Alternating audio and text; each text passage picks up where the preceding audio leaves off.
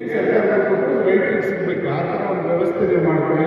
ಇವಾಗ ಈಗಾಗಲೇ ಇಲ್ಲಿ ಚಿಕ್ಕನಾಯಕದಲ್ಲಿ 1.5 ಲಕ್ಷ ಇದು ರಾಗಿ ಚೀಲಗಳು ಬಂದು ಸ್ಟಾರ್ಟ್ ಇದೆ. ಮತ್ತು ಗುಡಿಯಾದಲ್ಲೂ ಕೂಡ 1 ಲಕ್ಷ ರಾಗಿ ಚೀಲಗಳು 1.5 ಲಕ್ಷ ರಾಗಿ ಚೀಲ ಸ್ಟಾರ್ಟ್ ಇದೆ.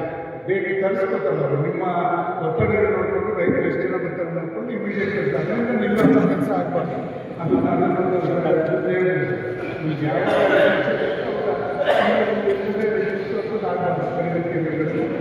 ದಯಮಾಡಿ ನಮ್ಮ ಅಧಿಕಾರಿಗಳ ಬಗ್ಗೆ ಗಮನ ಇಟ್ಕೊಳ್ಳಿ ಅಂತ ಈ ಸಂದರ್ಭದಲ್ಲಿ ಉದ್ದೇಶ ಆಗಿದೆ.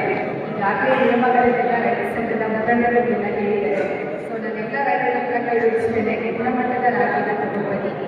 ನೀವು ಫುಡ್ ಸೈಟಿಗೆ ಹೋಗಬೇಕಾದಾಗ ಎಂಟ್ರಿ ಮಾಡಬೇಕಾದಾಗ ಯಾವ ರಾಗಿನ ಸ್ಯಾಂಪಲ್ ಅಂತ ತಂದು ಕೊಟ್ಟಿರ್ತೀರಾ ಅದೇ ರಾಗಿನ ತಾವು ತಗೊಂಡ್ಬರ್ಬೇಕು ಅಂತ ನಾನಿಬ್ಬರು ರಿಕ್ವೆಸ್ಟ್ ಮಾಡ್ತೀನಿ. ಇದು ಸರ್ಕಾರದ ಉದ್ದೇಶ ಇರೋದು ರೈತರಿಗೆ ಸಹಾಯ ಆಗಲಿ ಅಂತೇಳಿ ಗೌರ್ಮೆಂಟರಿಗೆ ಸಹಾಯ ಆಗಲಿ ಅಂತಲ್ಲ. ಹಾಗಾಗಿ ದಯವಿಟ್ಟು ರೈತರು ನೇರವಾಗಿ ರಾಗಿ ತೆಗೆದಕ್ಕೆ ರಾಗಿ ತಗೊಂಡ್ಬರ್ಬೇಕು ಅಂತ ರಿಕ್ವೆಸ್ಟ್ ಮಾಡ್ತಾ ಇದ್ದೀವಿ. ಸಣ್ಣ ಪುಟ್ಟ ವ್ಯತ್ಯಾಸಗಳು ಒಂದೇ ಸರಿ ರೈತರು ಬಂದಾಗ ಸಣ್ಣ ಪುಟ್ಟ ವ್ಯತ್ಯಾಸಗಳು ಆಗುತ್ತೆ. ಆ ವ್ಯತ್ಯಾಸಗಳನ್ನ ರಾಗಿ ಖರೀದಿ ಕೇಂದ್ರ ಇವತ್ತು ಉದ್ಘಾಟನೆ ಆಗಿದೆ.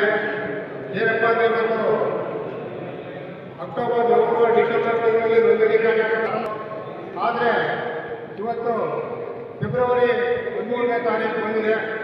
ಆದರೆ ಇವತ್ತು ಜನರಿಗೆ ಬಹಳ ರೈತರಿಗೆ ತುಂಬ ಒಂದು ನೋವಿನ ಒಂದು ಸ್ಥಿತಿದ್ದು ಕೂಡ ಇವತ್ತು ಶಾಸಕರಿಗೆ ಹೇಳಬೇಕಾಗಿದೆ.